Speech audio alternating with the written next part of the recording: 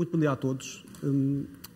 É com grande prazer que estou novamente nesta sessão sobre a regulação da APDC e a dar um mote para a discussão que se irá seguir e que, certeza, terá a qualidade a que as nossas colegas já nos habituaram em anos anteriores.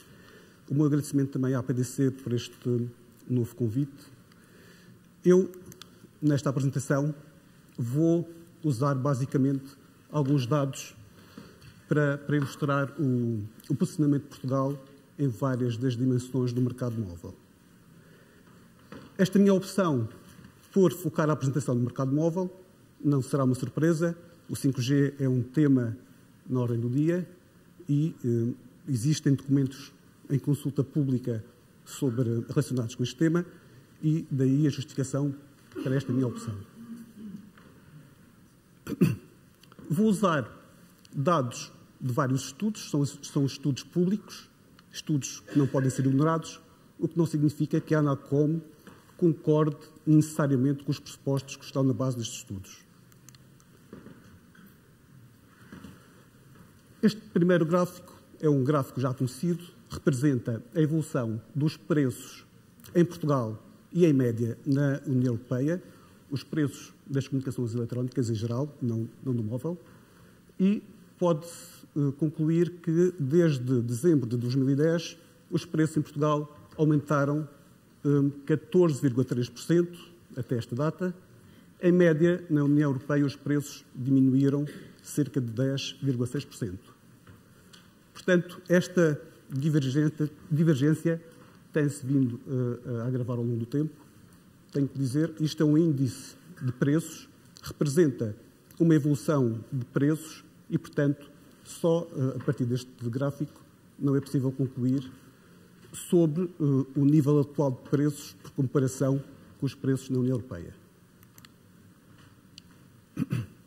Neste segundo gráfico, mostro um índice semelhante desde dezembro de 2009 até dezembro de 2018, em que mostra as reduções ou aumentos de preços que houve nos vários países da União Europeia.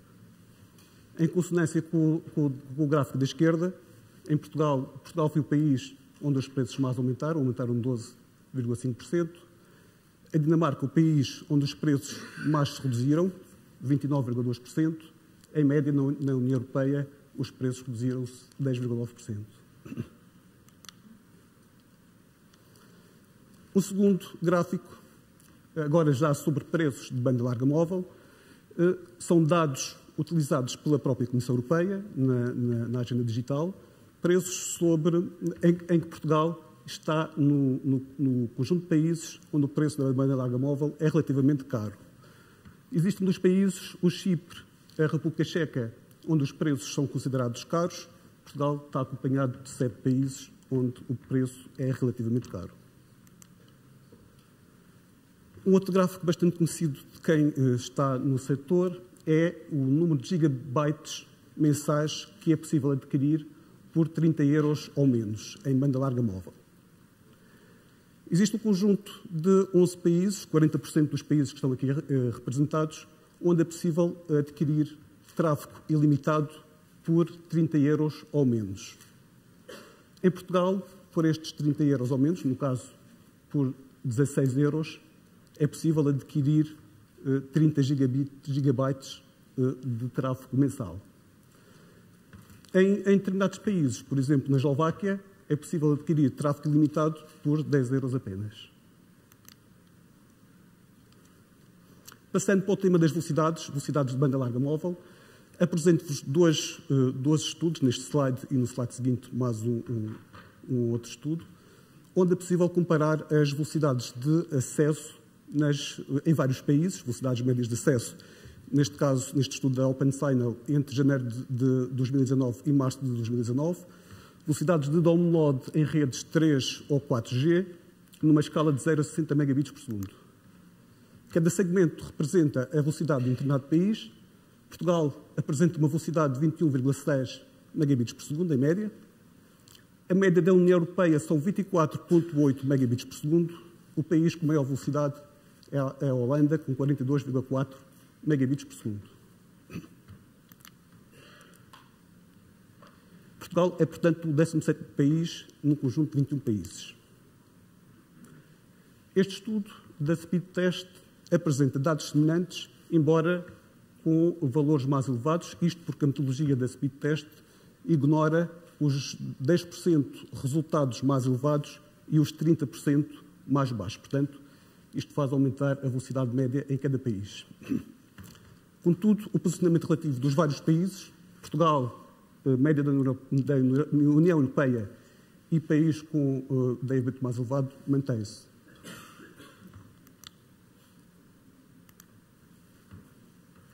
Continuando no tema das velocidades, neste slide tentei representar a velocidade de download ao longo do dia. Cada quadradinho representa uma hora do dia, entre as 24 e as 11 da noite. Os vermelhos representam velocidades mais baixas, numa escala de 10 megabits por segundo a 28 megabits por segundo. Os verdes representam velocidades mais elevadas. Como é que Portugal se compara com os outros países?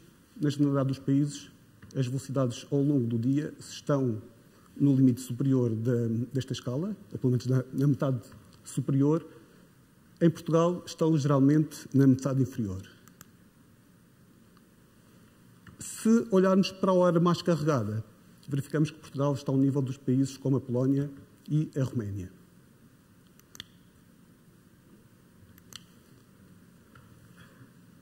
Passando para a cobertura LTE, também numa escala que podemos dizer que não varia muito, varia sensivelmente entre os 70% e os 93%. Portugal apresenta uma cobertura de 83%, isto representando a percentagem de tempo em que os utilizadores têm disponível uma rede 4G. Outra vez, a fonte é o estudo da OpenSignal de primeiro trimestre de 2019.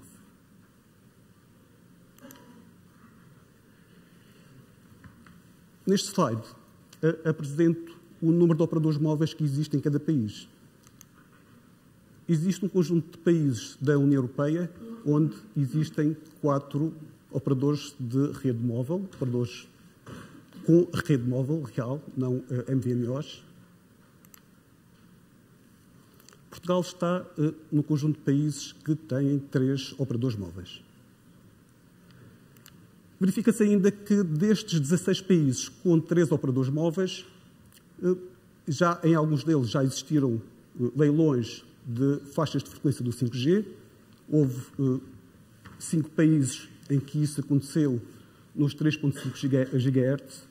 Houve 2 países em que aconteceu nos 700 MHz.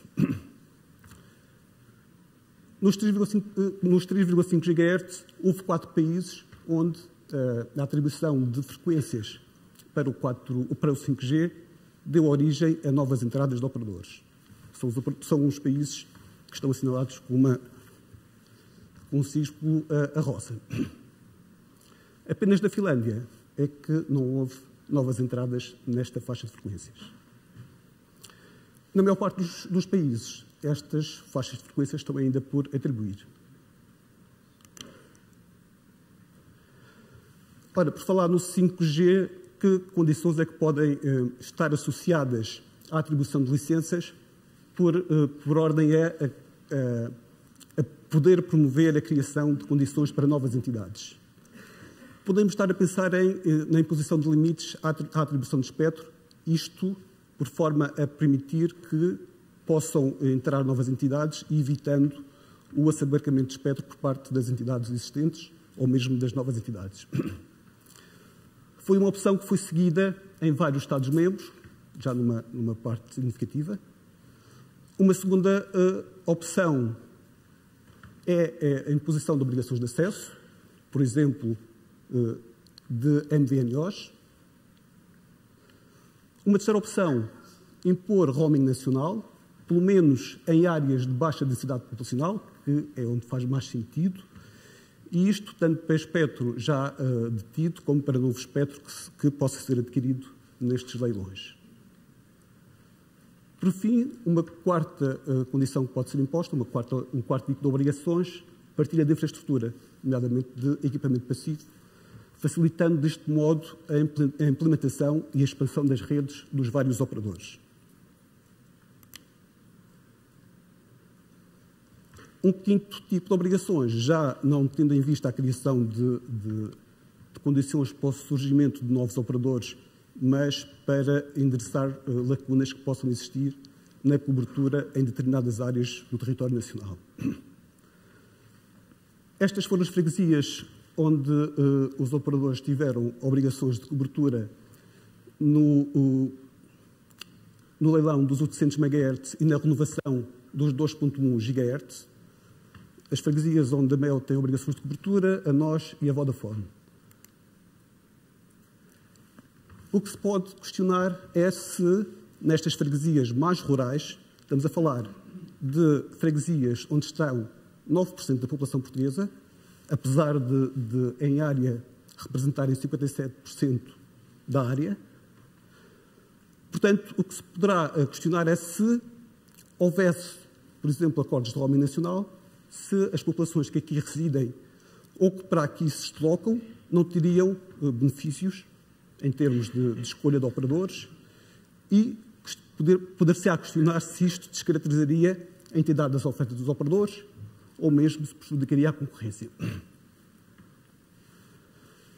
Pongo-vos aqui uma notícia recente da Alemanha, em que, após terem criticado as obrigações de cobertura, por considerarem bastante exigentes, e após terem ido para o tribunal por causa destas obrigações de cobertura, a Deutsche Telekom, a Telefónica e a Vodafone chegaram a um acordo para partilha de infraestrutura na Alemanha.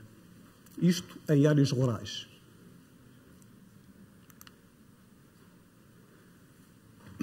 Ora bem, este tipo de acordos com investimento, é algo que tem acontecido nas redes fixas.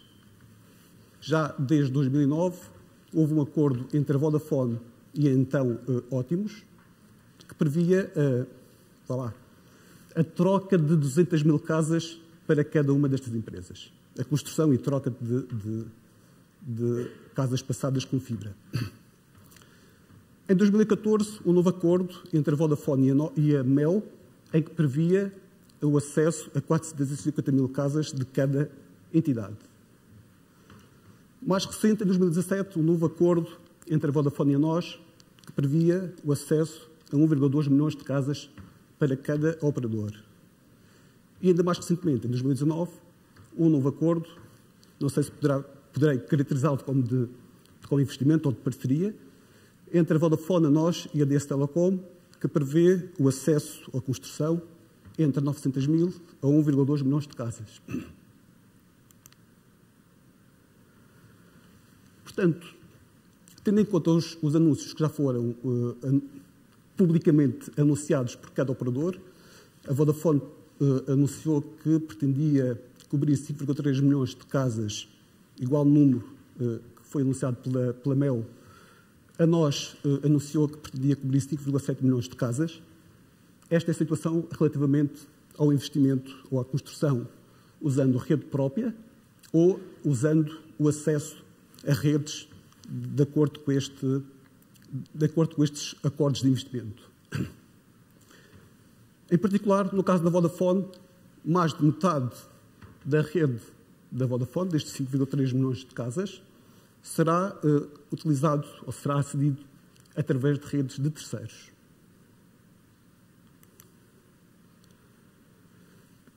Por fim, neste gráfico, mostro-vos a adoção de banda larga móvel e de banda larga fixa por cada 100 habitantes. Verifica-se que Portugal está bem posicionado, nomeadamente em termos de banda larga fixa, está posicionado naquele quadrante, banda larga fixa acima da média e penetração de banda larga móvel abaixo. Neste quadrante também estão países como a Bélgica, Holanda, a Alemanha, França, Reino Unido, Luxemburgo e Grécia. No quadrante oposto, isto é, países com muita banda larga móvel, mas com pouca penetração de banda larga fixa, estão estes países. Países mais mal posicionados em cada um destes indicadores estão neste quadrante. E, por fim, os países com muita penetração de banda larga fixa e de banda larga móvel, a Holanda, a Suécia e a Dinamarca.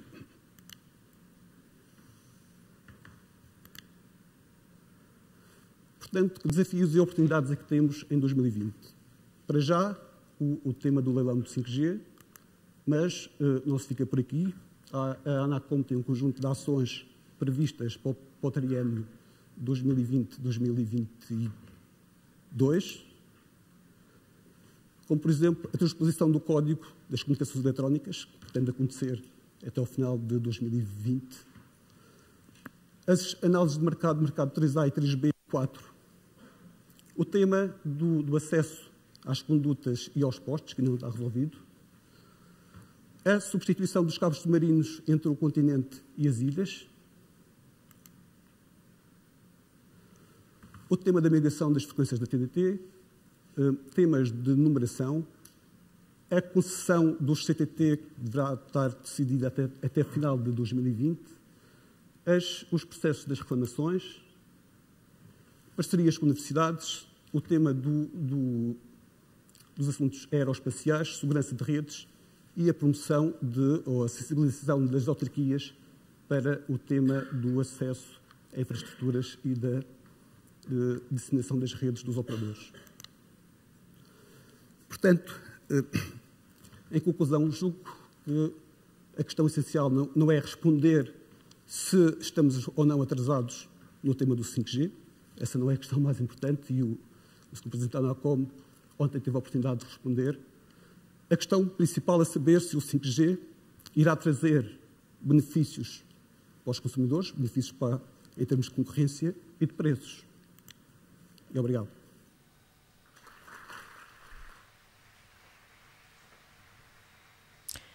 Convido agora as oradoras do painel a ocuparem os seus lugares no palco.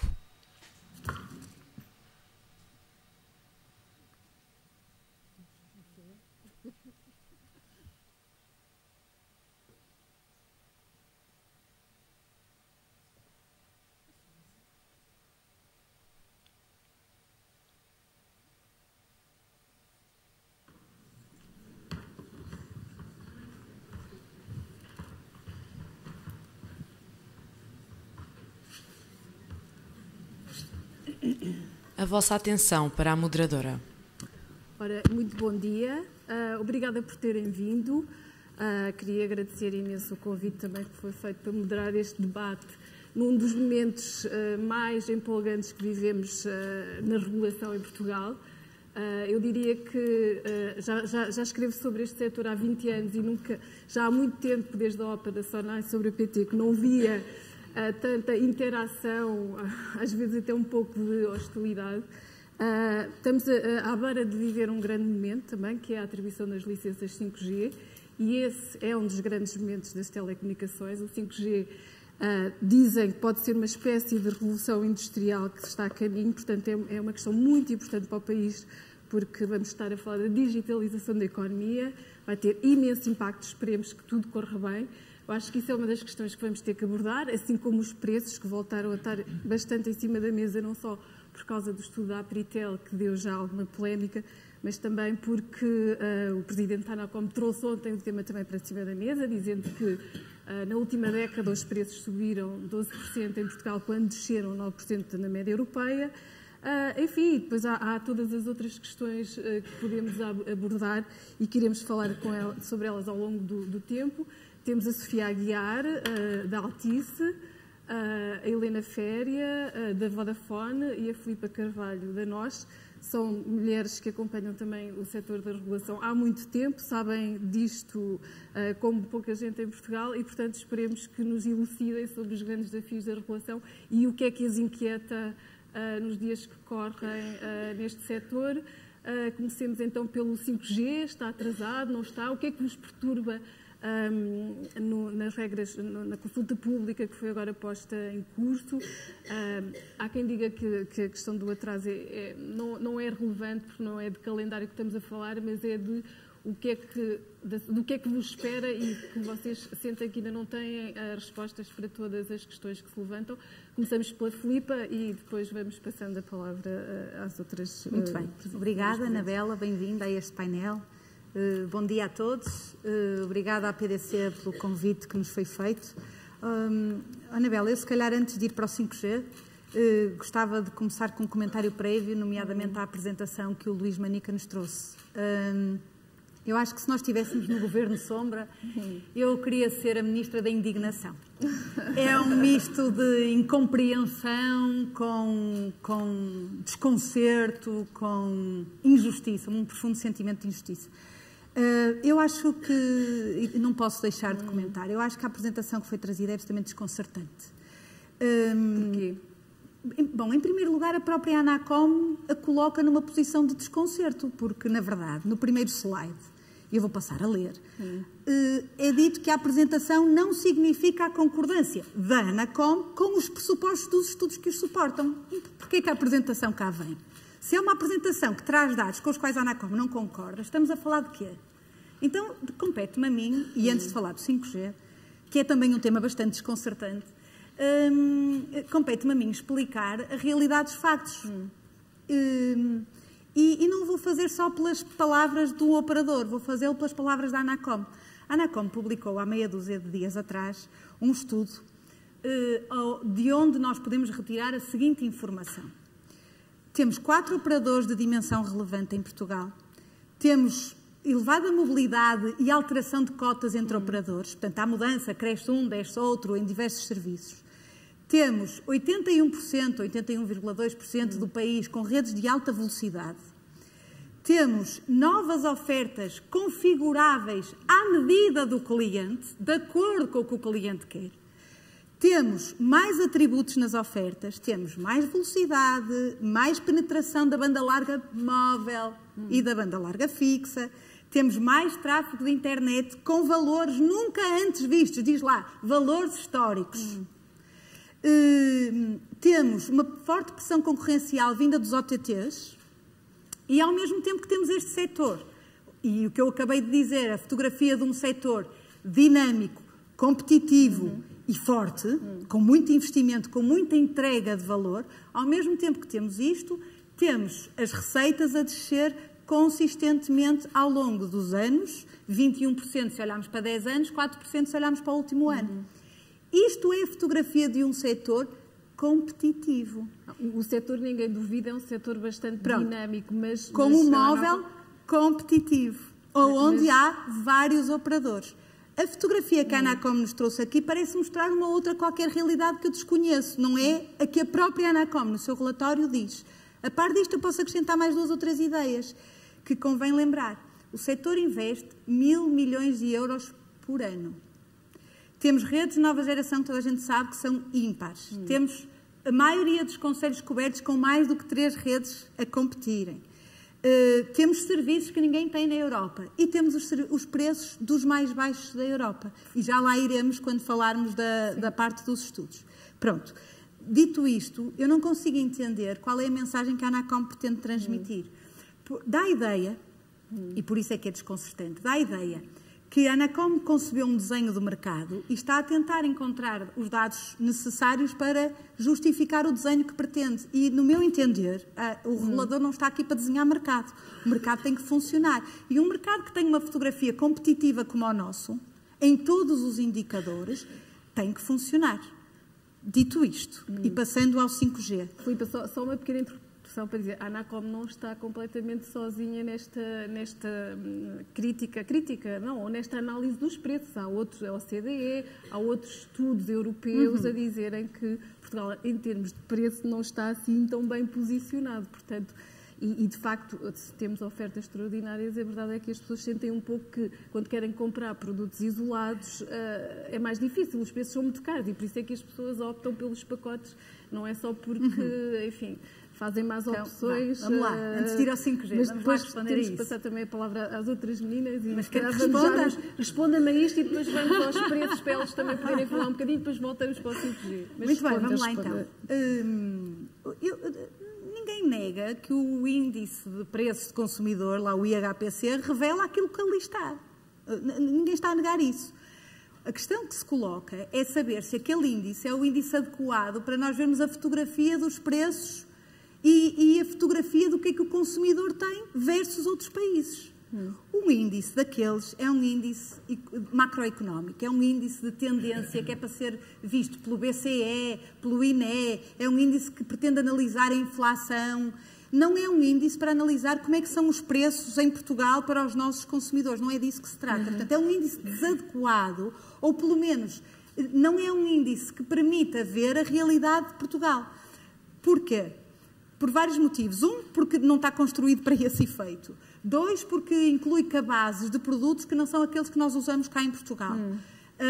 E nós, quando comparamos os preços e quando queremos dizer os nossos consumidores pagam mais ou pagam menos do que o resto da Europa e estamos muito mal e comparamos muito mal com a Europa, nós temos que ver o que é que um consumidor português conseguiria comprar ou por quanto conseguiria um consumidor português comprar para obter um produto que é igual àquele que escolheu cá em Portugal. Pronto.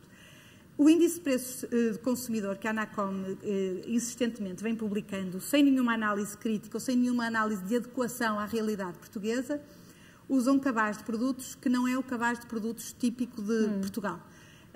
Por exemplo, o peso dos pacotes é de 30 e qualquer coisa por cento, quando na verdade os pacotes em Portugal ocupam um espaço de 95%. Portanto, necessariamente isso está errado. Deixe-me só terminar, já sei o que é que vai dizer. Também é um pouco estranho 95% das pessoas. Já lá vamos. É também verdade. Vou ter que passar aqui a palavra também.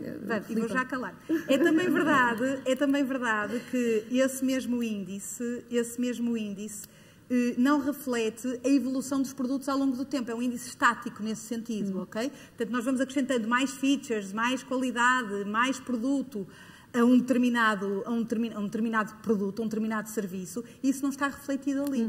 E daí a necessidade, para esclarecer o consumidor e para contrariar esta ideia, daí a necessidade de fazer um estudo diferente, como aquele que fizemos e que toda a gente conhece, e que diz que Portugal, de entre os países que nós conseguimos comparar e usar, nós não, a Deloitte conseguiu comparar e usar, Portugal está no segundo lugar dos países mais baratos. Última nota para dizer que, económica e matematicamente, um mercado que tem esta compleição, como a que eu descrevi, elevado investimento, elevado nível de serviço, elevada entrega, com receitas a cair, matematicamente é igual a preço baixo. Portanto, temos que introduzir essa dinâmica quando olhamos para uma coisa que não diz o que é a verdade. É uma coisa completamente estática e sem interesse do ponto de vista de quem está a analisar o setor. Helena, não sei se partilha da mesma indignação, e só para acrescentar aqui um ponto, eu perguntava-lhe, não há margem para descer preços ao consumidor em Portugal, é isso? Ora bem, primeiro, boa tarde a todos, é um prazer estar aqui e obviamente também gostava de agradecer à APDC o facto de me ter convidado para este painel. A Filipa quase que esgotou o assunto. Exato, por isso eu lhe pergunto se não há margem para descer preços. Eu gostava de reforçar 2 pontos que a Filipa tocou. O primeiro ponto é que o que a Anacom mostra é uma evolução de preços. O que é importante para o consumidor português não é a evolução de preço. O que é importante para o consumidor português é quanto é que efetivamente paga. E foi em busca desta pergunta, em busca da resposta a esta pergunta, que a Apritel pediu à Deloitte para fazer o estudo que fez. E daí, efetivamente, resultou que os preços que os consumidores pagam são baixos. E são baixos quando comparados com os outros países europeus que foram analisados. Este ponto, para mim, é um ponto crítico. E respondendo à sua pergunta, se há espaço para descer, deixemos o mercado funcionar. O mercado responde a essa questão, como tem respondido. Mas o que nós sentimos um bocado como consumidores é que a diferença de preço, para já é difícil comprar produtos fora do pacote porque se tornam caros. E a diferença de preço entre os 3 operadores não é assim tão grande que é marginal, não nos leva a trocar de operador por causa do preço. Ou seja, eu acho que os portugueses só trocam de operador quando ficam furiosos com o operador que têm porque não lhes presta o serviço que eles pretendem, ou porque não atende o telefone, ou porque há uma quebra de serviço e demora muito. Ou seja, não é verdadeiramente o preço que move os consumidores portugueses a mudar de operador. Então, o que eu diria é porque o consumidor português não sente que o produto que está a comprar tenha um preço elevado. Para mim a resposta é essa. Sim. Portanto, se o que move o consumidor não é o preço, mas sim outros fatores, é porque o consumidor não sente que os produtos que hoje estão no mercado têm um preço elevado. E, mais uma vez, estão 3 operadores no mercado a concorrer entre si. 4, desculpa. 4. Obrigada. Relevante. Estão 4 operadores no mercado a concorrer entre si. Pronto, Sofia, eu sei que o tema já está quase esgotado, mas não queria deixar de lhe dar a oportunidade de poder também dizer alguma coisa sobre o assunto. Boa tarde a todos, muito obrigada à PDC pelo convite. O tema está quase esgotado, mas se calhar há coisas que ainda vale a pena aqui frisar. Há aqui um ponto que é importantíssimo e o estudo da Deloitte é determinante nesse ponto. É que o estudo da Deloitte permite focar um tema relevantíssimo, que é o tema da qualidade. As ofertas que estão disponíveis no mercado nacional, e não é hoje, é ao longo desta última década, as ofertas que têm estado disponíveis, são ofertas de extrema qualidade, com muitos componentes, com componentes muito sofisticados, produto muitíssimo do investimento que os operadores fazem em investigação e desenvolvimento e do esforço que vão fazendo. E isso é um ponto que tem que ser considerado. Não se pode comparar preço por comparar preço. Depois há aqui um erro absolutamente básico quando se olha, ou a forma como se olha para aquele slide que tem o índice de preços. Nós estamos a comparar coisas absolutamente incomparáveis. Se vocês se lembrarem, lembram-se com certeza, porque toda a gente está neste mercado há bastante tempo, qual era a estrutura da oferta dos operadores em 2008 ou 2009. Não tinha nada a ver com o que é hoje em dia. Não havia pacotes. Portanto, o que se está ali a comparar é o preço médio da aquisição de serviços de comunicações eletrónicas que tinham uma componente única com a aquisição de um pacote que serve várias necessidades de um cliente ou mesmo da sua respectiva família. E isto tem que ser dito de uma forma muito clara. E depois há aqui um outro ponto que eu acho que vale a pena mesmo ser enfatizado. Isto acaba por ser um bocadinho até intuitivo. Não é possível no mercado que tem descido em termos de receitas, como este mercado tem descido, e com o número de utilizadores ou o número de clientes a crescer, e com os níveis de investimento que tem necessariamente que ocorrer, não é possível defender que há um aumento de preços de uma forma que seja minimamente sustentável. Eu não consigo compreender esta argumentação e acho que isto qualquer pessoa não consegue compreender. Sofia, mas eu julgo também que uma das questões que muitos consumidores colocam, e nós jornalistas até podíamos colocar mais do que colocamos, é porque é que eu não consigo, ou porque é que eu como consumidor não me sinto atraído para comprar uma oferta só de internet. Por exemplo, os jovens hoje em dia já não veem televisão praticamente, também não querem muitos pacotes, veem Netflix e não sei o quê, mas eles vêem-se compelidos a subscrever ofertas de todo. Porquê que vocês não criam ofertas verdadeiramente atrativas, concorrenciais, disruptivas de internet? Existem produtos no mercado, as pessoas têm essa opção. O que sucede é que o consumidor português é um consumidor, e isto é verdade, absolutamente sofisticado. E que se habituou a ter uma série de funcionalidades. Olha para elas, valoriza-as. Depois valoriza também aquela comodidade de, com uma só relação contratual, com uma só fatura, conseguir ter acesso a uma série de serviços. Para o consumidor isto também é prático. E no final do dia vai haver uma coisa ainda mais simples, que é o preço. É verdade. E é natural que os preços dos pacotes compensem ao consumidor e o consumidor faz a sua opção. E depois, quando nós olhamos para quais são os serviços ou quais são as formas de contratação a que o cliente de facto adere, qual é a conclusão que chegamos? Sim, senhor, prefere mas vocês podiam concorrer, e eu desafio-vos a fazer isso, a fazer uma oferta de internet de banda larga a 10 euros. Olha, Bela, 10 euros. Há ofertas a 20 euros, há ofertas a 16, há ofertas a 15. Basta navegar nos sites dos operadores. Elas estão lá e não é só de nós, há também nem da Mel, nem da Vodafone.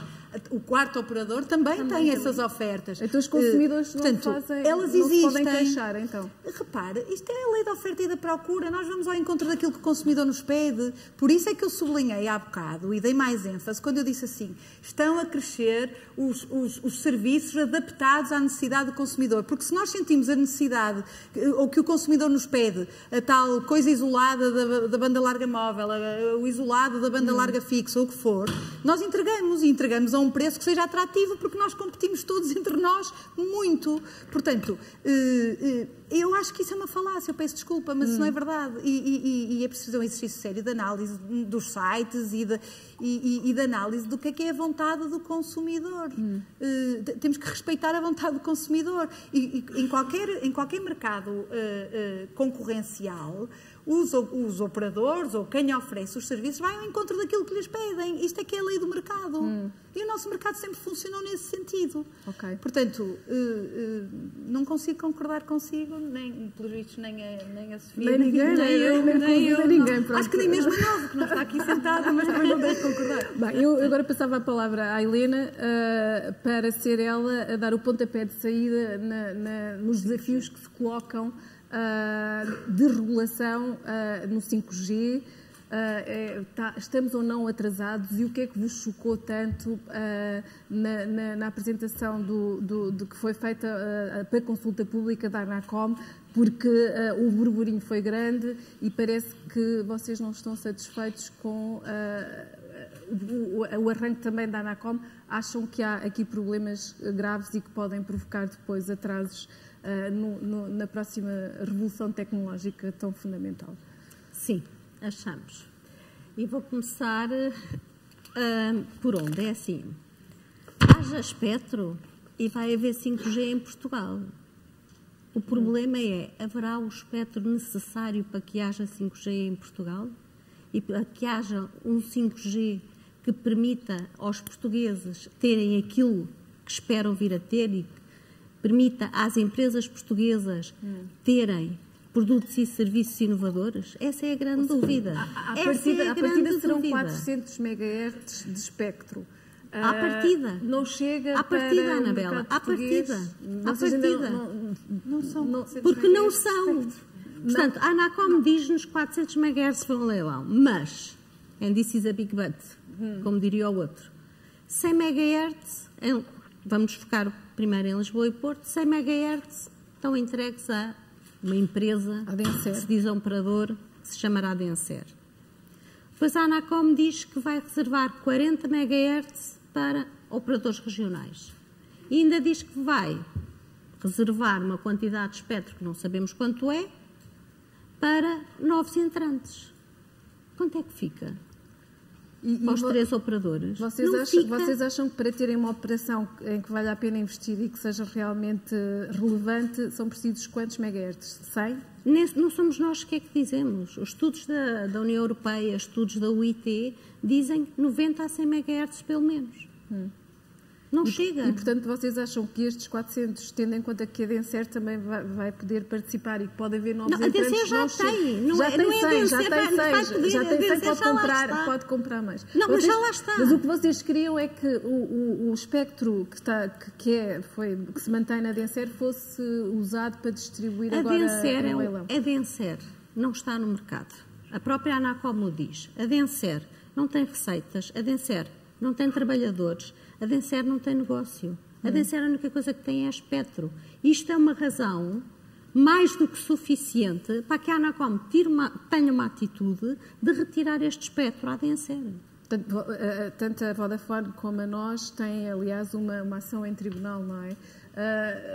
A Filipa está aqui em pulgas também para dizer alguma coisa sobre esse assunto e eu já lhe passo a palavra, Sofia, para falarmos da TDT, porque agora o palco é delas por causa da Denser, mas também isto é uma das grandes inquietações, a questão do espectro. A quantidade e da de espectro não que é? vai sobrar e que vai estar disponível para leilão. A escassez de espectro é a inquietação. Deixemos-nos lá não sei o que do atraso, mais mês, menos mês. A inquietação, a indignação, a incompreensão, todo o desconcerto que nós possamos ver aqui tem a ver com o espectro. E tem um nome, chama-se Denser. Qual é o problema? E eu vou aqui acrescentar uns pauzinhos jurídicos ao que a Helena disse.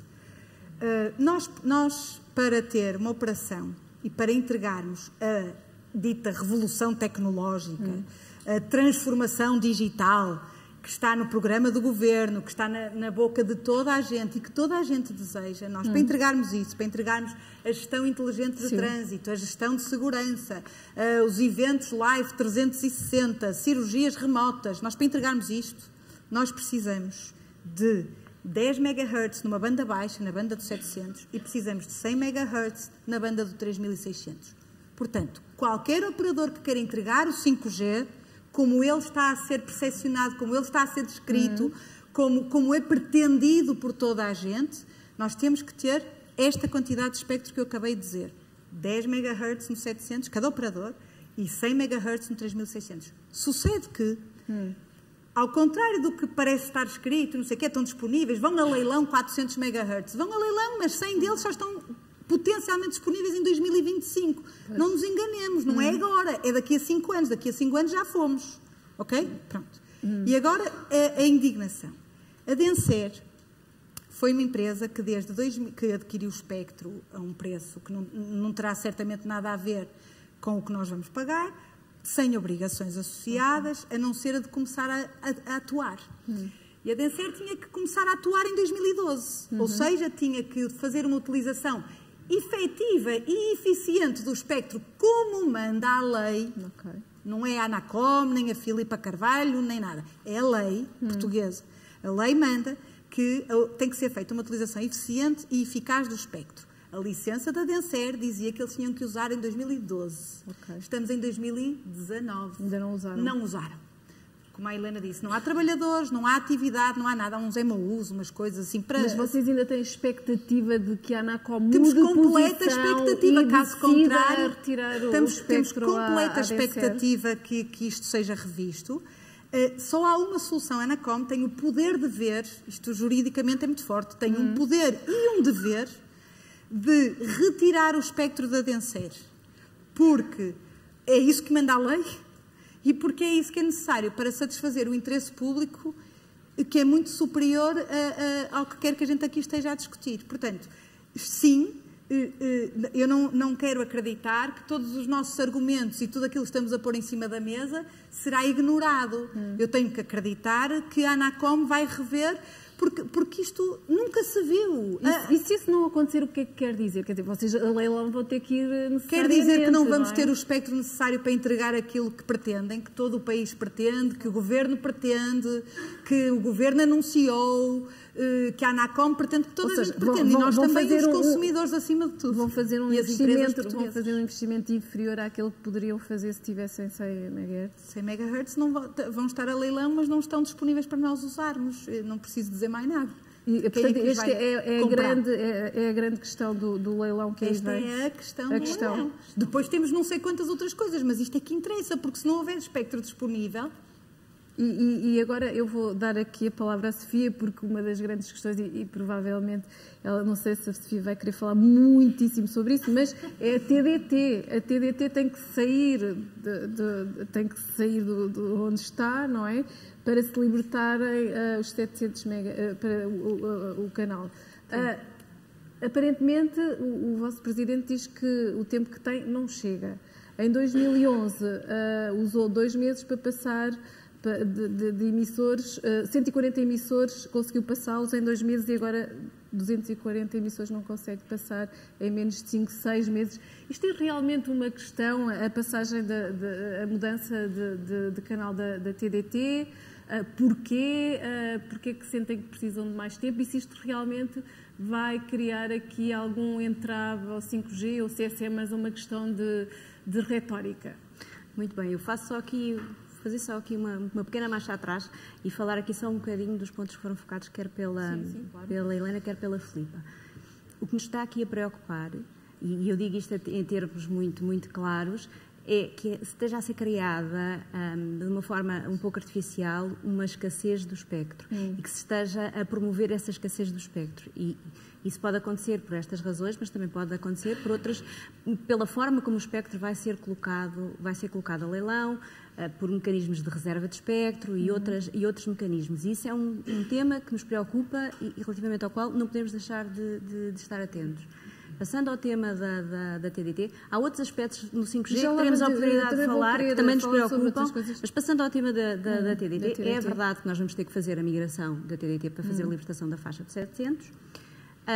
Também é verdade que nós estamos há mais de um ano a trabalhar com a Anacom nesse sentido. É verdade que nós temos transmitido sempre à Anacom quais são os timings possíveis e que muitas das vezes, e a maior parte deles não dependem sequer de nós, dependem muito dos nossos fornecedores, e temos sido muito, muito, muito claros em relação àquilo que seria implementável. Infelizmente, a decisão que nós conhecemos da Anacom não tomou em consideração aquilo que foram os nossos inputs e tem-se estado a insistir num calendário que não é o calendário que nós entendemos e que, do ponto de vista prático, não é execuível. Há aqui um ponto também que tem que ser esclarecido, que é, estamos a falar de um tema de semanas. E estamos basicamente a colocar claramente que não vai ser possível fazer essa libertação naquele timing que a ANACOM tem insistido, mas vai ser possível fazer a libertação. E no final do dia não vai ser este atraso de semanas que vai impactar com a atribuição do espectro. Portanto, agora, cada operador consegue fazer o que consegue fazer, depois de ter feito uma análise, como deve ser, dos trabalhos que tem pela frente. Nós sempre transmitimos à ANACOM quais eram os timings possíveis, não sei porquê, a decisão não foi compatível com aquilo que foi sendo transmitido pela Altice. Relativamente a 2011, estamos a falar de temas completamente diferentes e convém realmente clarificar. Não se pode comparar, ou seja, não é comparável, não tem nada a ver.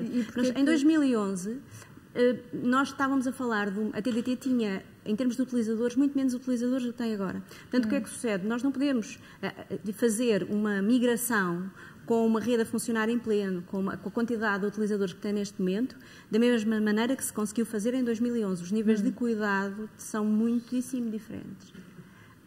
Vamos fazer... esta alteração ou esta migração obrigou também ali a um rearranjo das regiões. Mais um aspecto que também impacta nos nossos timings. Depois há aqui um outro aspecto que parece de menos importância, mas não é. É que tudo isto vai acontecer durante o inverno. E durante o inverno pode acontecer tudo e mais alguma coisa. E, portanto, nós quisemos criar um plano que fosse um plano possível de cumprir, não fosse um plano irreal. Portanto, o tema é este. Não vale a pena compararmos implementações que não têm nada a ver uma com a outra. Ou seja, mas também não é por aí que o gato vai às filhotes. Mas também não é por aí, exatamente. Mas não deixa de haver aqui uma desconsideração daquilo que tem sido os nossos inputs. Mas não é por aí que a migração se deixa de fazer, não é por aí que o espectro deixa de estar disponível. E vocês estão disponíveis para partilhar infraestruturas no 5G? Isso tem sido um tema, enfim, que vai zigue-zagueando. A nós e a Vodafone fizeram parcerias. Enfim, vai ou não vai haver disponibilidade para partilhar mais as redes, no sentido em que também isso vos atenua o investimento e vos liberta? Anabela, deixa-me pegar nessa resposta, ou nessa pergunta. Como se viu no quadro do engenheiro Luís Manica, a Vodafone estava em todas as linhas que falavam sobre partilha de infraestruturas. Exato. A nós em quase todas. Pronto, portanto, eu acho que a resposta é mais do que afirmativa. Mas será que desta vez a Altice se vai juntar na partilha? Nós estamos sempre disponíveis. O tema aqui é perceber, pegar no outro aspecto do tema do 5G que vamos ter que falar, que é perceber exatamente como é que vão ser as regras aplicáveis ao 5G. Perceber o que é uma coisa que nós neste momento não conhecemos de maneira nenhuma. Perceber, por exemplo, o que é que vai constar do regulamento de leilão, que obrigações é que lá vão estar, o que é que se prevê no que diz respeito a esta partilha de infraestruturas, quais são as obrigações que cada um de nós vai ter. Neste momento, responder a essa pergunta a resposta vai ser sempre assim, vai depender. Vai depender de uma série de aspectos que nós neste momento não conhecemos. E já agora, e já que falamos nisso, eu acho que o que é grave e o que é preocupante, e por isso é que se fala de atraso, e por isso é que os operadores também estão preocupados, é nós nesta fase, com um projeto destes pela frente, com uma alteração radical destas pela frente, nós estarmos a um ano sem conhecer nada, sem saber nada. E mais do que não saber nada, nós olhamos para a frente e percebemos que o tempo que vamos ter para nos pronunciarmos sobre os vários projetos, sobre os vários SPDs da ANACOM, vai ser um tempo curtíssimo. Vamos ter muito pouco tempo para isso. Temos muito pouco tempo para pôr as equipas a trabalhar, para fazer análises completas e integradas do que tem que ser feito, para ponderar aquilo que vamos propor. É muito, muito complicado e é muito pouco tempo para isso. Mas vocês precisavam de quanto mais tempo? Nós precisávamos de mais tempo e precisávamos de outra coisa. Precisávamos que a própria ANACOM tivesse mais tempo. Porque nós estamos, isto trocando, em termos um bocadinho mais jurídicos, nós estamos sempre aqui numa atividade que é a atividade administrativa. E é suposto que os particulares, que é o que nós somos, participem de alguma forma na atividade administrativa quando esta lhe é dirigida. O que acontece aqui é que, como a ANACOM está a fazer, é de facto suposto, e do ponto de vista jurídico é suposto que assim aconteça, que os operadores participem em todas estas tarefas, que deem os seus aportes, que transmitam, que participem nas consultas. Agora, o que eu me pergunto é até que ponto é que a ANACOM vai ter tempo para conseguir ponderar de facto naquilo que lhe é transmitido pelos operadores e de facto alterar aquilo que é o seu projeto de decisão. Portanto, isto é gravíssimo e pode ser muito impactante. Mas, eventualmente, vocês podem pedir mais tempo ao regulador, porque a própria Altice diz que antes de 2022 não era muito, eventualmente, comercialmente, não lhe interessava muito comercialmente avançar com a oferta antes de 2022. Não sei se os outros operadores têm. Mas a questão não é essa, deve-me estar a tentar falar do tema da derrogação, é isso? Exato. A derrogação não foi pedida. Na altura, nós entendemos que a derrogação poderia, dos 2 anos, poderia ser pedida, mas vamos situar as coisas como elas são. Nessa altura, nós sabemos que a Altice tinha aqui um trabalho pela frente, diferente dos outros operadores, que era o trabalho da libertação da faixa dos 700. E nessa altura nós desconhecíamos em absoluto o que é que a TDT se iria transformar e como é que esses trabalhos poderiam correr. Nós não sabíamos se a TDT se ia transformar numa plataforma muito mais complexa, que iria obrigar a trabalhos muito mais complicados. E por isso se falava nesse pedido da derrogação. A partir do momento em que o que foi decidido em termos nacionais foi não vamos usar o período de derrogação, então não há hipótese. Entramos na fast track e lá vamos nós. E agora vamos ter que cumprir. Agora não vale a pena olhar para trás e pensar porque é que era. Filipa, está aqui a Filipa a querer dizer alguma coisa também sobre isto. Precisam de mais tempo? Não precisam? Quando é que vamos ter ofertas comerciais?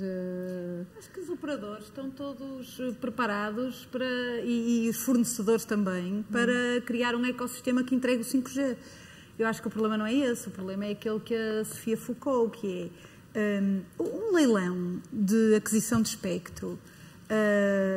É uma coisa bastante complicada de se organizar. Eu estive no anterior leilão, quando adquirimos as frequências de 4G, e é todo um processo extremamente complexo de organizar, do ponto de vista técnico, do ponto de vista administrativo, do ponto de vista de regras de jogo, de teoria de jogos, enfim.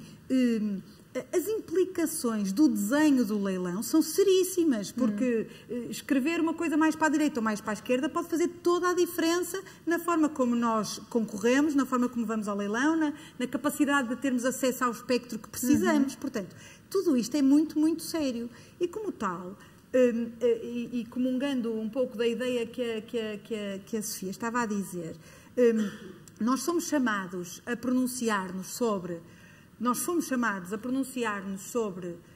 a parte do tema da licença da DENSER, que é completamente concreto e nós sabemos exatamente o que é que a ANACOM acha e esperamos que mude radicalmente a sua opinião, porque senão claramente teremos um problema a todos os níveis, de responsabilidade, de futuro, de jurídico, bastante sério. Pronto, à parte desse, nós temos 2 consultas, uma que nos diz mais ou menos o que é que a ANACOM está a pensar. Portanto, ainda não percebemos, hoje percebemos um bocadinho melhor por algumas coisas que o Luís Manica escreveu, mas não sabemos bem onde é que a ANACOM se posiciona quanto a CAPES, quanto a obrigações, quanto a timings de leilão, não sabemos como é que aquilo vai funcionar. E, portanto, nós vamos nos pronunciar, somos convidados a pronunciar-nos até à próxima terça ou quarta-feira, levantando hipóteses. Se a vossa ideia é esta, nós achamos isto. Isto é assim um bocado coxo, pronto, digamos assim. E depois somos pronunciados, e bem, porque a lei o manda, a dizer mais ou menos como é que vocês pretendem o regulamento. Digam lá o que é que vos apraz dizer sobre o regulamento. É perante isso que nós estamos confrontados. Portanto, ainda temos uma espécie de mão cheia de nada e outra de coisa nenhuma. Pronto. Portanto, isso é preocupante. Pois. Não quer dizer que nós depois não cheguemos a bom porto em algum momento. Mas vão precisar de mais tempo, temos um bocadinho em cima da hora. E depois o que é que acontece a seguir? Em janeiro, a ANACOM publica o regulamento. Portanto, as suas ideias sobre o regulamento e um projeto de regulamento. Não sei quantos dias para nos pronunciarmos, não sei quantos dias para digerir. Isto dá mais ou menos, de acordo com as minhas contas, final de março, abril, e o leilão abre mais ou menos no dia a seguir, porque é para abrir em abril. Portanto, vai com ter que tempo é que nós... Pronto, portanto, E por isso o que está aqui em causa é o tempo para refletirmos, o tempo para a própria Anacom refletir sobre os nossos comentários, porque todos nós queremos que isto seja uma coisa que dê certo para o país. E é nesse sentido que estamos aqui a falar de prazos curtos. Não é porque queremos postergar nada, nem não estamos preparados. O regulador, a tensão já está demasiado. Nós não temos alta, interesse nenhum. Pois. Nós gostamos de trabalhar em conjunto com, não é contra. Nós não estamos aqui Mas contra. há uma coisa curiosa, eu já sigo isto há muitos anos e nunca tinha visto um alinhamento Nem tão nós forte tínhamos dos visto três operadores. semelhante cenário. Eu também estou aqui há 21 anos, nunca vi. Eu estou há 30, nunca vi. Nunca vi. Pronto, alguma coisa no meio há de realmente estar aqui a... Também, se calhar, o regulador... Eu também admito que seja uma questão de estilo e, de facto, os reguladores eram mais low profile Não acho. Não é um tema de Não. forma nem de estilo, é um tema de substância. Peço desculpa. Não estou de acordo. E acho que aquilo que nós dissemos até agora demonstra bem isso. Demonstra bem. É incompreensível. E vocês... Deixe-me só fazer aqui um comentário adicional a tudo o que a Filipa disse. E muito em linha com o que a Filipa disse e a senhora também. Este tema é sério demais para estar a ser tratado de uma forma tão quase cotidiana, não é? Quer dizer, nós temos todos que pensar sobre os assuntos. Os assuntos são complexos. Deveria haver muito mais diálogo com o regulador, porque o regulador também vai ter que pensar sobre os assuntos. Vai ter que analisar muito bem as nossas respostas, ter em conta os nossos contributos. Deveríamos ter mais diálogo entre todos para que efetivamente consigamos garantir que o 5G vai ser implementado da forma mais correta para o país. E assim não temos esta garantia. Diálogo não é aceitar os pedidos de reunião. Isto não é diálogo. Não. Diálogo é aquilo que se chama escuta ativa. É perceber o que o outro está a dizer e trabalhar e reagir em conformidade. Não é receber, porque eu posso debitar durante 2 horas, mas se a pessoa de lá não estiver, não estiver com vontade ou apta, apta não é no sentido técnico, com vontade, não é de todo, com vontade de ouvir e de tentar compreender, que era isso que nós sentíamos anteriormente. Então torna-se complicado. Aliás, quase que dá vontade, então não vou lá fazer o quê? Não é? Pronto. Nós vamos na mesma, porque nós nunca baixamos os braços. Nunca vai baixar os braços, nunca. E vocês sentem-se confortáveis com o aparecimento de um novo operador? Porque percebe-se também que a Anacom pretende e quer que se abra espaço para haver mais um operador, pequeno ou grande, mas haver mais, mesmo a nível regional, também para haver mais concorrência. Vocês sentem-se confortáveis? Era interessante, também era desafiante para vocês haver um novo operador ou nem pensar? Várias observações a esse propósito. Nós estamos sempre confortáveis em concorrência. Nós vivemos em concorrência e provocámo-la provocou a concorrência desde o início da sua história. Provocou a concorrência em inúmeros momentos. É verdade, até lançou uma OPA, mas de qualquer maneira... Portanto, nós estamos confortáveis, ponto número 1, estamos confortáveis com a concorrência. Aquilo com que nós não estamos confortáveis é com uma tentativa de desenho de um mercado, ok? Sem haver substanciação por trás, sem haver consistência de argumentos e uma realidade que demonstre a necessidade de uma maior concorrência. Dito isto, tudo bem, nós convivemos bem com o 4º operador, tranquilo. Segunda coisa muito importante, aquilo com que nós de facto não estamos confortáveis e lutaremos até às últimas instâncias, é com discriminação positiva em relação a operadores que atuam de forma ilegal no mercado. Isso não estamos confortáveis. E lutaremos até ao último dia e até não ser possível mais. Mas acreditam que vai aparecer um novo operador? O investimento que se tem que fazer é tão grande? Repara, o novo operador já podia estar aí hoje. Não apareceu até agora. Porquê que a Denser não está a investir? Já conseguiram perceber? Mas porquê que também mas porquê que também não aparecem mais operadores? Há mercados que têm outros operadores. Porque, não há operadores móveis virtuais. Lembra-se no tempo da OPA dizia-se que havia lugar para 2,5. O próprio regulador da concorrência disse que havia lugar para 2,5. E continua a ser assim. Somos 4. Somos 4 operadores. 3,5, pronto. Vamos lá olhar para a o mercado é livre, existem os mecanismos de acesso aos outros operadores. No último último leilão, nós ficámos com a obrigação de abrir a um MVNO se ele quisesse, ou a dar roaming nacional para um novo entrante. Eles não surgiram, somos nós que os vamos impor obrigatoriamente, guardando o espectro que fica ali para o caso de... Não, eu não compreendo isso. Qualquer operador que queira vir vai leiloar, vai a leilão connosco, tranquilo, nós estamos preparados para a concorrência no leilão e etc. O que nós não estamos preparados é para reservas de espectro para operadores com uma discriminação negativa em relação a todos os que já cá estão, em cima de uma ilegalidade. Nós estamos aqui a falar do branqueamento de um incumprimento. Isto é gravíssimo. E acham que vai haver um leilão competitivo e até onde é que vão os preços? Estão a pensar que será competitivo? Sim. E é o que vocês pretendem? É um É o que leilão? nós esperamos. Agora, pegando um bocadinho aqui nas palavras da Filipa, obviamente nós temos a expectativa que o leilão seja em si mesmo um processo que não seja discriminatório. E, portanto, e que não esteja, mais uma vez, e voltando outra vez a dizer a mesma coisa, que não esteja a procurar impor artificialmente um quarto operador, ou um quinto operador, ou o que seja. O mercado funciona em Portugal, é suposto a concorrência funcionar e funciona, e é suposto o espectro ser atribuído em condições de igualdade e em condições não discriminatórias. Tudo que seja para além disto é algo com o qual nenhum de nós que aqui está, garanto, ninguém se vai poder conformar com isso.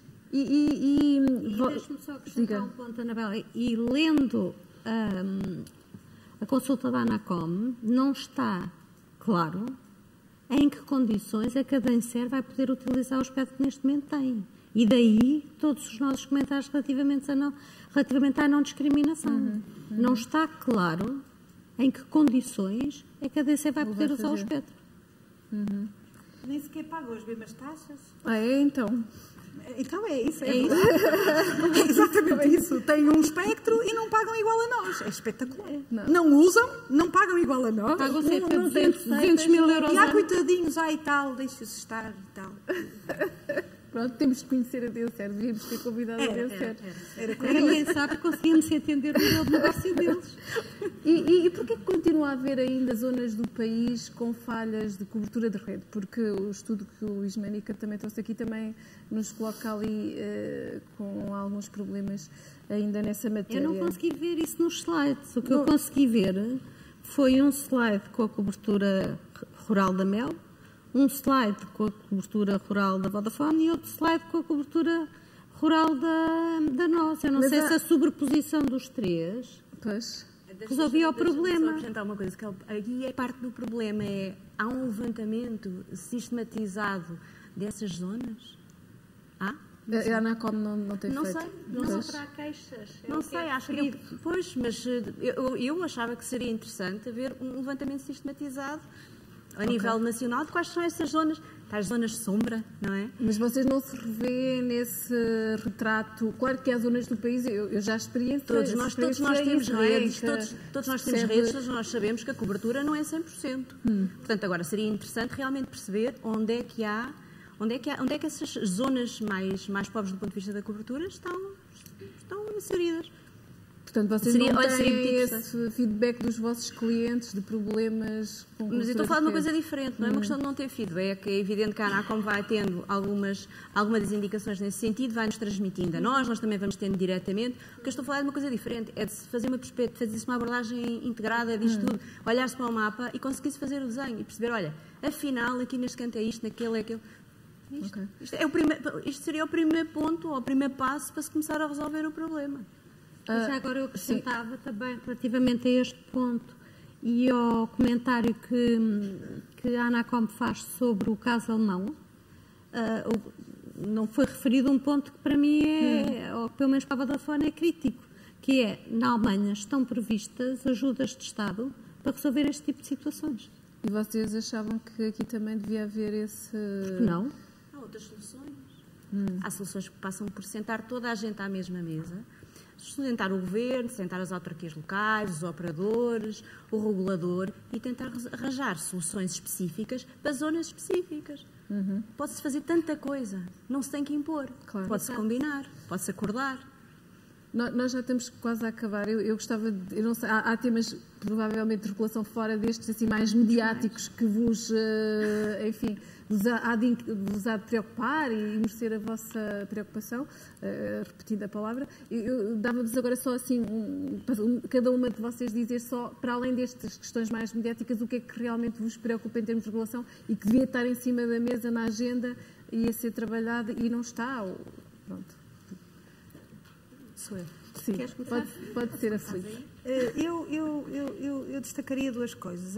A primeira, preocupa-me de facto a postura global do regulador, a divulgação de informação, a forma como atua, como discute as coisas na praça pública, até às vezes antes de nos ouvir, como por exemplo foi o tema do comentário para o estudo que a Deloitte fez a pedido da Apritel. Depois em termos regulatórios, há várias coisas que nos preocupam. Talvez dissesse que uma das prioridades para o ano que vem é a transposição de código. E aí sublinharia a necessidade de diálogo com a ANACOM, construção daquilo que faz sentido para Portugal. Não venhamos outra vez com demagogias e a fidelização, e tem que acabar a fidelização. Isso é só ridículo, não acontece em lado nenhum. Nós somos o único país, não sei se têm noção, nós somos o único país que tem obrigatoriedade de oferta de 0 meses de fidelização, somos o único. Em todos os países há 24 meses. O próprio Código diz que faz sentido que haja 24 meses e que em algumas circunstâncias até pode ser mais do que 24 meses. E nós andamos todos contentes a perder tempo a discutir, a fidelização é o problema mais grave da mobilidade em Portugal e não sei o quê. Mobilidade, existe mobilidade, os números da portabilidade dizem-no, a fidelização, a própria autoridade da concorrência diz que é uma coisa que faz sentido do ponto de vista económico, corresponde à entrega de valor e à expectativa do investimento. E nós andamos todos contentes a perder meses e a discutir com a Assembleia da República, e com a ANACOM, e com o Governo e com toda a gente, porque não pode haver 24 meses, que isso é, ai Jesus, que esse é que é o problema. Nem sequer o consumidor pede isso. O consumidor, quando a gente lhe pergunta, diz assim, não, a fidelização não é o tema, não sinto isso como mais. A própria ANACOM publicou um papel que diz que o próprio consumidor diz que o custo de saída de um operador para o outro não é o fator para mudar de operador. E qual é o fator, então? O consumidor que o diga, a ANACOM pode fazer esse estudo, eu tenho os meus estudos, é querer mudar, é gostar mais do outro, é porque é estar aborrecida, é o que for, mas não é seguramente nem a fidelização, nem o preço, não é isso que aparece. Helena, eu complementava aqui a ideia da Filipa, referindo que é fundamental para a transposição do código haver muito diálogo entre os operadores e diálogo com a ANACOM. Isto porquê? Porque todas as alterações que se venham a fazer na sequência desta transposição vêm obrigar a um esforço grande dos operadores, nomeadamente ao nível dos sistemas de informação. E nós achamos que é extraordinariamente importante que o tiro seja certeiro, porque são custos elevados e não faz sentido andarmos num processo em que faz assim e depois afinal não era assim, era assado. Portanto, estarmos a gastar, a desperdiçar dinheiro em sistemas de informação e a desperdiçar dinheiro em inventar aquilo que não faz qualquer tipo de sentido. Para isso é fundamental que haja um diálogo forte entre nós, e aliás isso está previsto no âmbito da Apritel, é uma das linhas mestras do nosso plano de atividades do próximo ano, mas também com a ANACOM. Sofia, o que é que lhe apraz dizer sobre isto tudo? Neste âmbito da transposição do código, preocupa-nos de facto e muito em linha com aquilo que já foi dito, mas quem fala por último depois tem que repetir. Não, mas se calhar também tinha falado na história da avaliação da própria ANACOM. Não, com certeza, já lá vamos. Mas a nós preocupa-nos de facto que neste momento, aparentemente, o que nos chega é que ainda não há muita coisa feita. E vamos lá ver, nós daqui por um ano vamos ter que ter o código a entrar em vigor. Portanto, ainda vamos ter que considerar, os operadores vão ter que ao fazer as alterações têm que fazer as suas modificações. Temos que ter um tempo razoável para conseguir fazer isso tudo. Portanto, o texto final tem que estar fechado muito cedo. Portanto, nesta fase ainda não termos conhecimento do que se está a passar, é uma coisa que não nos pode deixar tranquilos. Agora, nós o que entendemos, e é um ponto que nós já vimos a focar há uma série de anos, é que o código pode ser aproveitado e a respectiva transposição pode ser aproveitada para finalmente consagrar na atividade da ANACOM uma metodologia de trabalho que não somos só nós que entendemos, uma série de organismos internacionais que entendem que assim devia ser, como seja a Comissão e a OCDE, que se enquadre uma metodologia de trabalho que é a avaliação de impacto regulatório, que permite... Que não há. E que é uma boa prática e que infelizmente não tem sido seguida ou não foi adotada enquanto boa prática, portanto não foi adotada voluntariamente. Portanto, pode-se aproveitar, é evidente, a transposição do código para incluir este tipo de metodologia naquilo que deveria ser a forma de decidir do regulador. De salientar que a própria diretiva tem alguns pontos em que já consagra este tipo de metodologia. Portanto, se vamos fazer a transposição, nós entendemos que há todo o interesse em trazer essa forma de trabalhar para Portugal de uma forma concreta. Qual é o tema da avaliação de impacto regulatório? É que a avaliação de impacto regulatório previne uma série de problemas que nós temos aqui estado a falar.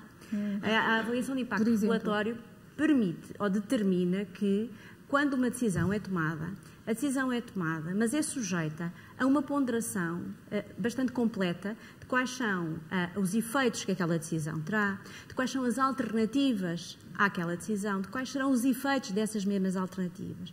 Isto o que é que permite? Permite que o regulador tenha uma tomada de decisão muito mais completa, muito mais exaustiva, que esteja, no fundo, até muito mais protegido na sua tomada de decisão e que quem é regulado tenha a certeza que todos os aspectos foram de facto vistos.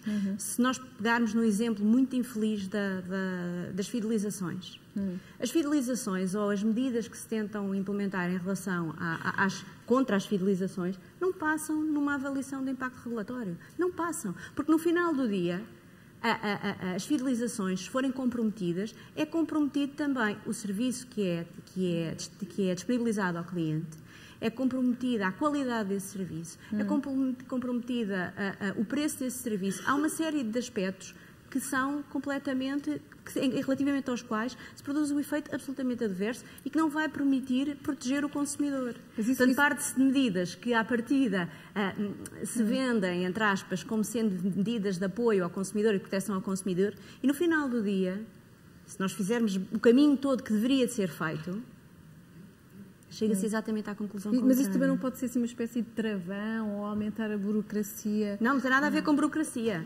Sabe qual é o regulador que utiliza no seu dia-a-dia esta metodologia de trabalho? É a Ofcom.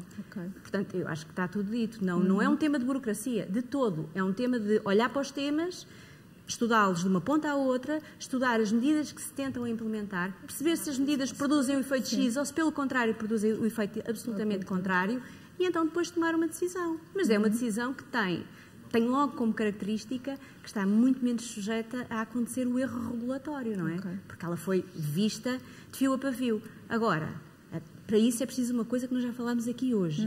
É verdade, não vale a pena esconder. É preciso tempo. Não dá para fazer isto em prazos de 10 dias, não dá para fazer isto numa semana. Isto é preciso tempo, mas é preciso tempo, o tempo arranja-se, planeia-se. É preciso também um planeamento como deve ser. Bem, eu acho que está na hora de terminarmos. Eu queria agradecer imenso a estas senhoras estarem aqui, a vocês por terem assistido. Eu acho que a ANACOM leva daqui alguns recados, vai precisar de mais tempo, mais tranquilidade para discutir, vai ter que resolver mesmo a questão da DENSER, porque eventualmente, não sei se percebi aqui das palavras, pode haver uma impugnação do leilão, ou não sei, não fiz essa pergunta, mas percebe-se que há aqui uns dilemas ainda fortes para a ANACOM resolver e vão ter que se sentar mais à mesa, conversar mais e talvez eventualmente até mudar de estilo, não sei. Vamos ver o que é que vai acontecer nos próximos tempos. Obrigada por terem vindo. Obrigada a todos.